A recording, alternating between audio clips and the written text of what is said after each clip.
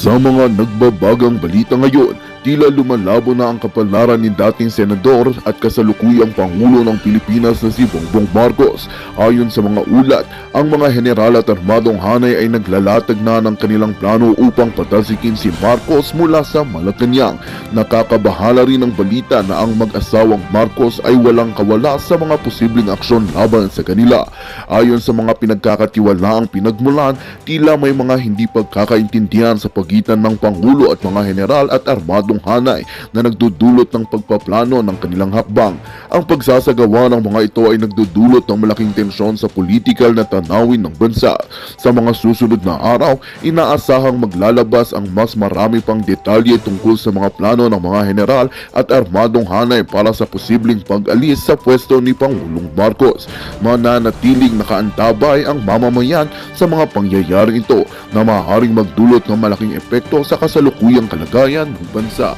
Well, ito nga ang balitang ating pagkakatutukan. Ngunit bago ang lahat, siguraduhin mag-subscribe at i-hit ng notification bell para sa patuloy na pagtutok sa mga suliyap ng bagong balita sa tunay na boses ng masa.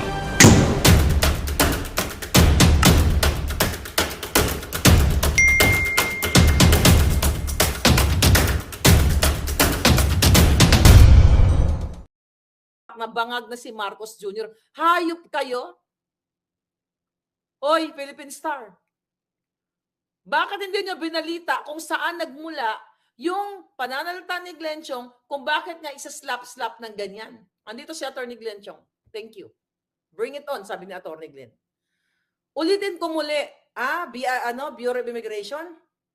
According to Logan, the remark was made during the recent prayer rally in support of Pastor Quiboloy in Manila. Yes, true na doon si Atty. Glenn Chong, doon kami, bago nag-speak si Atty. Glenn Chong, nagsalita din ako in support kay Pastor Quiboloy dahil sinusuppress ni Lisa Ahas Araneta Marcos ang kanyang karapatan, ang kanyang constitutional rights. Ngayon, balik tayo kay Atty. Glenn Chong. Okay? Tangay na ninyo, Kongreso, lahat kayo, BI, Bureau of Immigration, bakit? Gusto mong magpasikat katulad ni Garin? Bakit hindi ninyo pag-usapan ang dapat balita dating lawmaker, okay? Na si Glenn Chong ay galit na galit at nasambit, nasasampalin niya ng mag-asawang sampal itong hinayupak na Lisa dahil ang kanyang galit ay nag-ugat doon sa pakikipagsabwatan ni Lisa Ahas Araneta Marcos at ni Marcos Jr. sa may-ari ng Smartmatic dahil ang Smartmatic ay ang boto ng bayan ay napakahalaga na matbilang ng tama o tao hindi dinadaya. Hindi ba dapat ganun kung makabayan kayo? Hindi nag-skip kayo.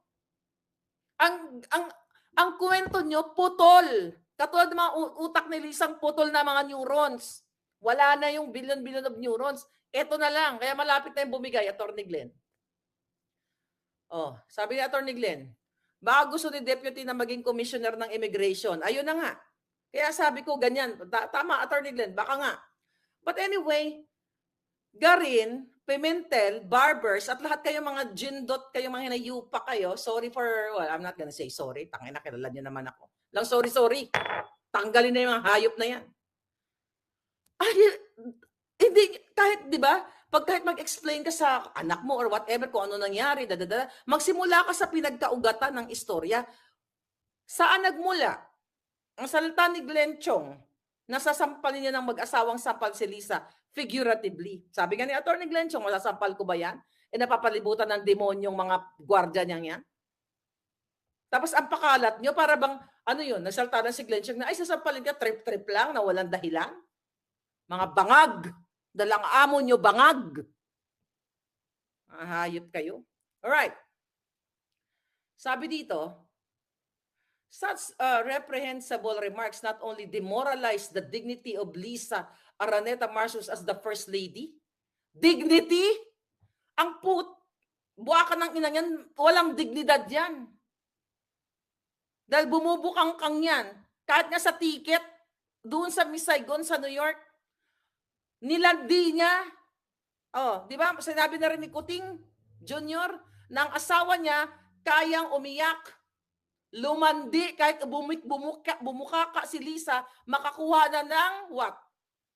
libreng kung ano man. At doon sa case na kinuwento ni Marcos Jr., bago ang eleksyon o during the campaign, mga kababayan, na ang sinasabi niya na ang asawa niyang si Lisa Araneta Marcos ay kayang umarte, umiyak, tumawa, magluka-lukahan, o bumukang-kang makuha na lang ang gusto niya.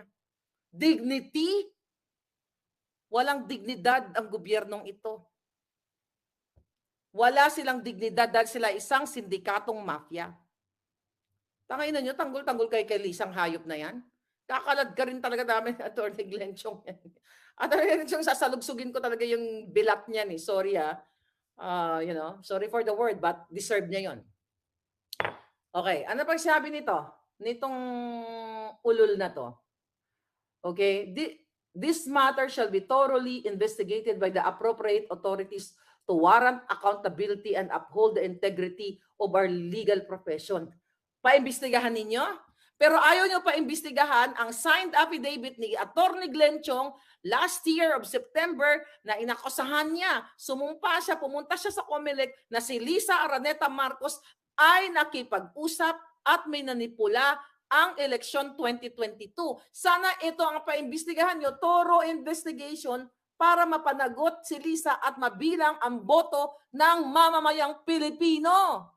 Hayop ka? Sino ka? Luwagan ka? Laugan?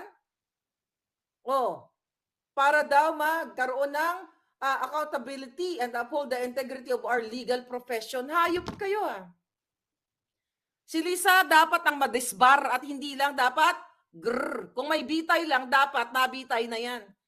Hindi sa luneta, kundi sa Komunoy. Doon siya dapat bitayin sa Komunoy, doon siya nababagay. Kasama si Marcos Jr. at lahat ng mga gabineting kasabwat ni Lisa para babuyin ang kaban ng bayan, babuyin ang Pilipinong mga hinayupa kayo. Ano, barbers? Anong pinagsasabi nyo, ha? Alright, ano pang sinasabi dito? Basahin ko lang itong dalawang julul na to, Atty. Glenn Chong. Okay? Barbers. Ano sinasabi ni Barbers at Pimentel? Nakakasarap talaga nilang ano yun. Okay. Ano sabi ng mga hitad?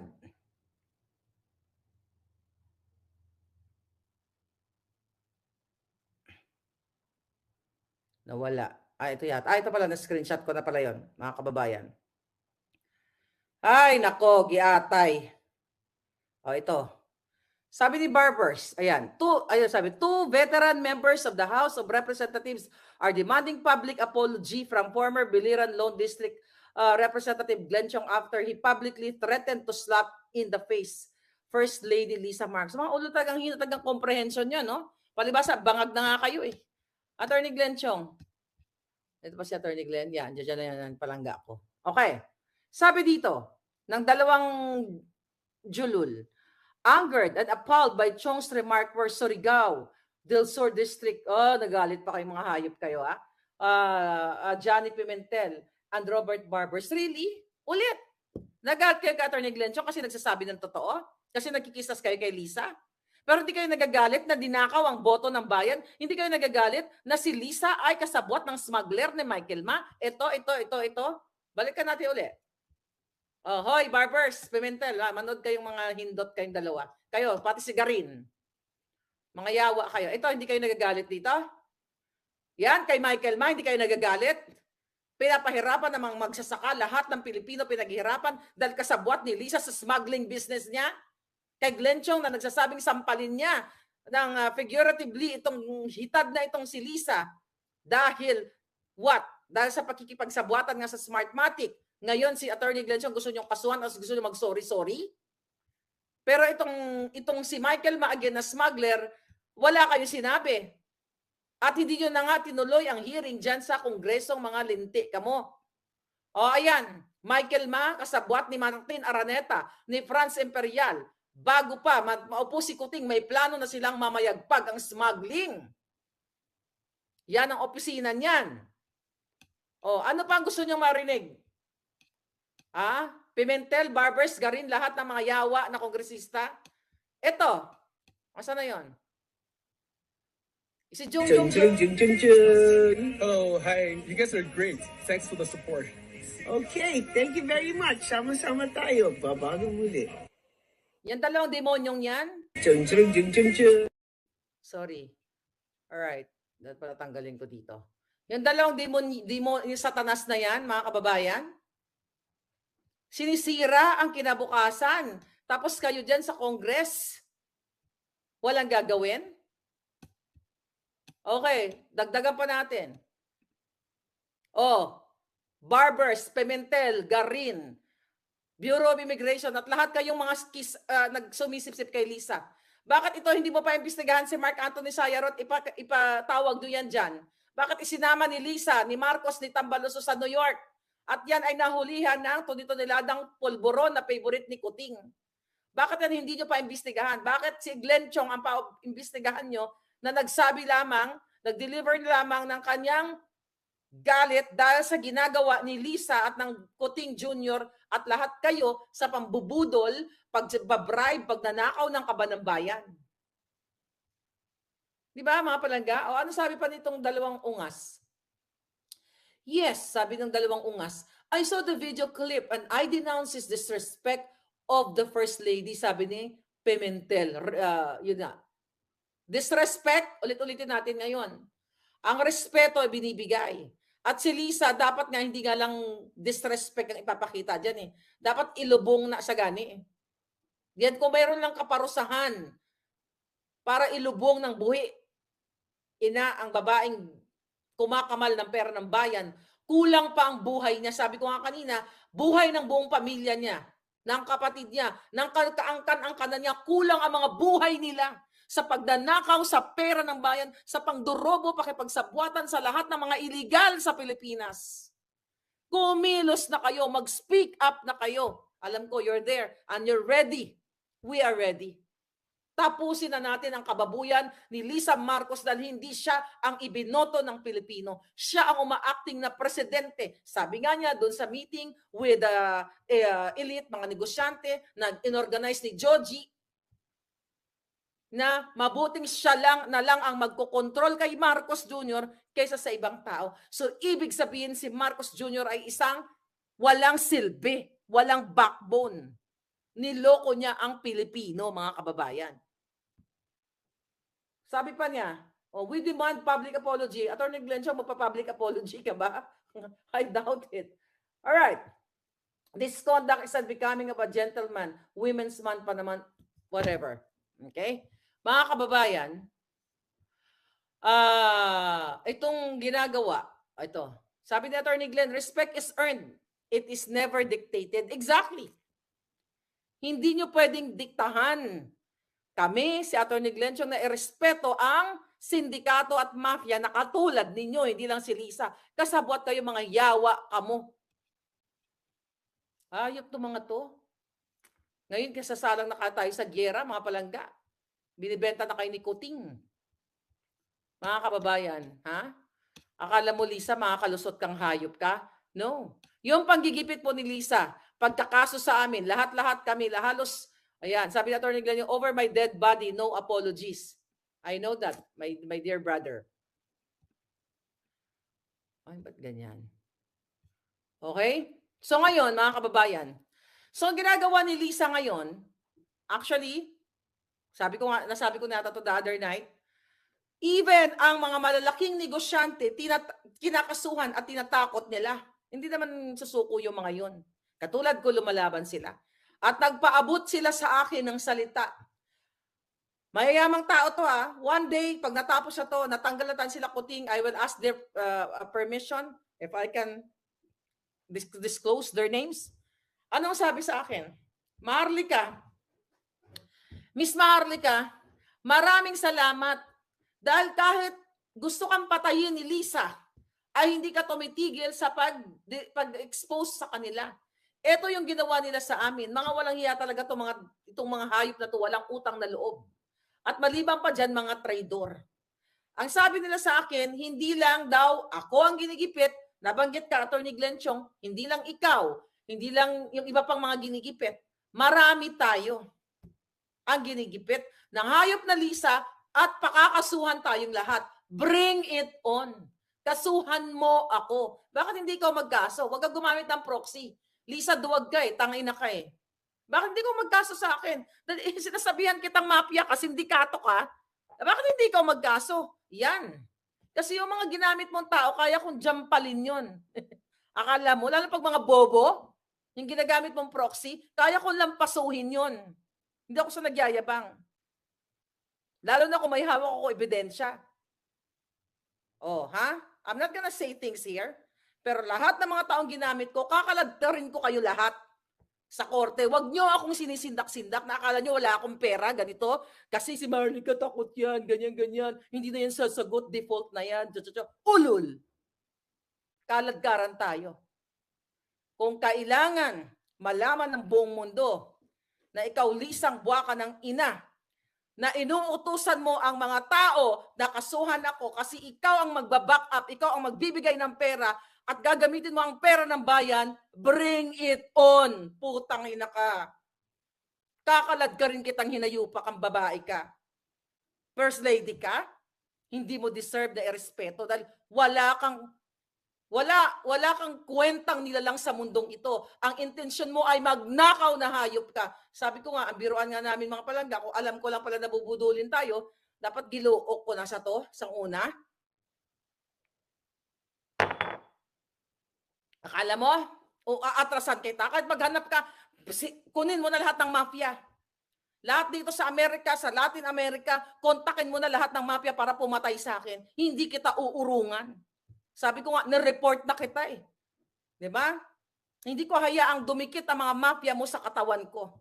At kapag, God forbids, kapag nangyari yan, ikaw ang mastermind sa pagpatay, not only sa akin at sa iba pang hayop ka, Lisa. Dudurugin ka ng taong bayan. Dudurugin ka namin. Sa pamamagitan ng aming boses. Ayan, Senado, Kongreso, baka sabihin nyo naman, sige, Maharlika, gagrind si... You know? Igagrind ng pinong-pino. Yeah, pipinuhin talaga namin kayo. Pinong-pino ang pagsasalita ng taong bayan peacefully. Kulang nga yung literal na pag-grind. Yung literal, kulang pa kabayaran yun sa buhay na binaboy nyo, sa mga sundalong nagbuwis ng buhay at hindi man lang dinalaw ni Kuting. Yung mga pamilyang namatayan ng kanilang mga tatay, mga sundalo, kulang pa ang buhay kahit gilingin kayo ng pinong-pino. Kulang pa mga buhay yung mga hinayupa kayo nakabayaran sa pagbarumbado sa kaba ng bayan. Oh.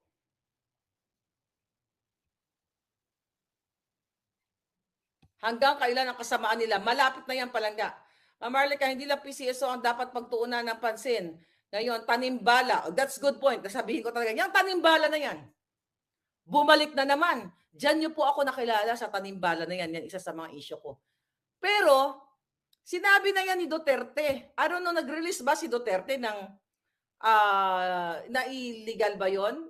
Ano tawag doon, Attorney Glenn Chong? Alam ko, nag-release na dyan ng order eh. I don't know anong pangalan ng order na yon. Pero na kapag may nahulihan ng bala, o yung bala ay hindi kakasuhan o hindi gigipitin ang mga travelers. Pero based doon sa napanood ko, I think yung babae papunta sa Thailand, di ba? May business person, businesswoman, tapos nakabalot yung bala. Tapos ang sinasabi nitong taga airport, na sinasabi niya na hindi naman daw kakasuhan. Kita mo, hindi na lang daw kakasuhan, Pero mga palangga, eto na yung simula na binabalik na nila yung pag-extort sa mga travelers.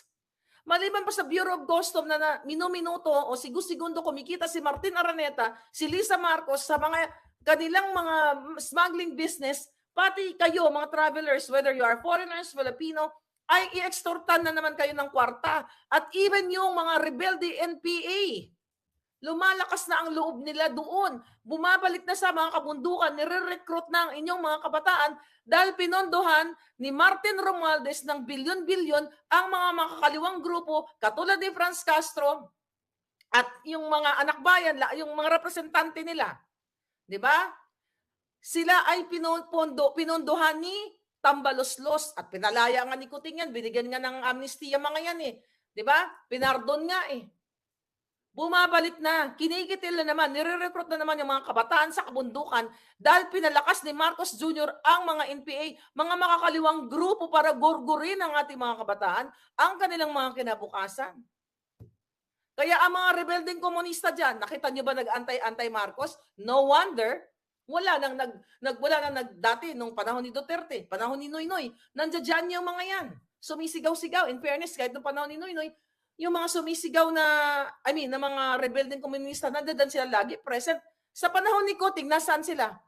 Kasi pinabayaran na yan ni Lisa Ahas para tumahimik na kasama ang mainstream media, supposedly fourth estate, dahil sila dapat ay kakampi ng Pilipino, pero tahimik na rin ang mga buwaka ng ina. See?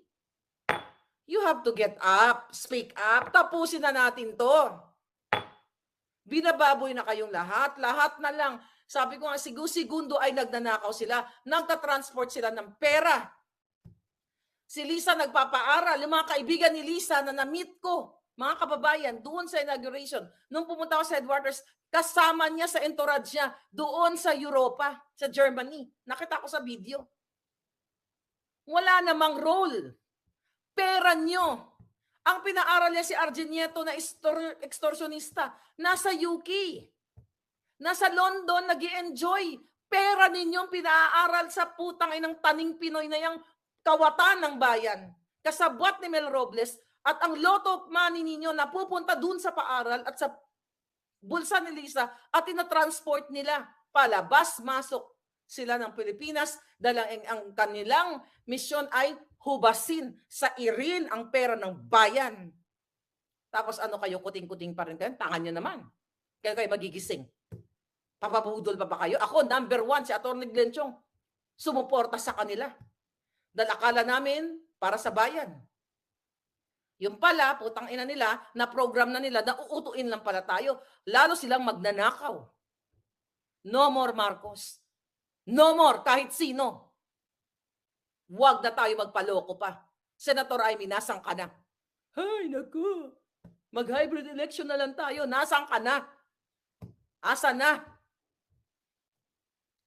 Mukhang alam mo naman ang nangyayari. Ang kapatid mo, nagsalita ka pa. Ngayon, tahimik ka. Nawala yung momentum mo. Ano yon? Sabi nga nila, mga kababayan, blood is thicker than water. So we don't trust you anymore. Wala na. No more Marcos. Never again. Dahil binaboy nyo ang Pilipino.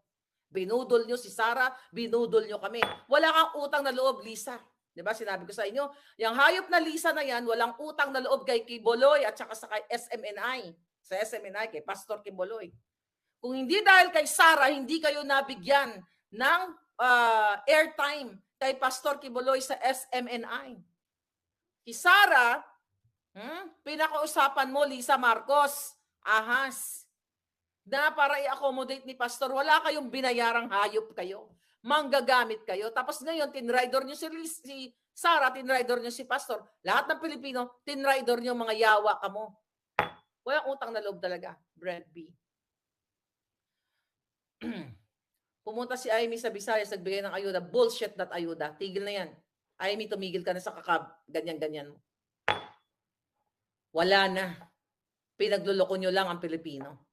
Stop that buisit na pakabuhi ninyo, mga kabigaan ninyo lahat. Alam ko magkaawayan sila, di ba? Sinabi ko sa inyo. Pero ano ginawa nyo? Puro kayo pang personal.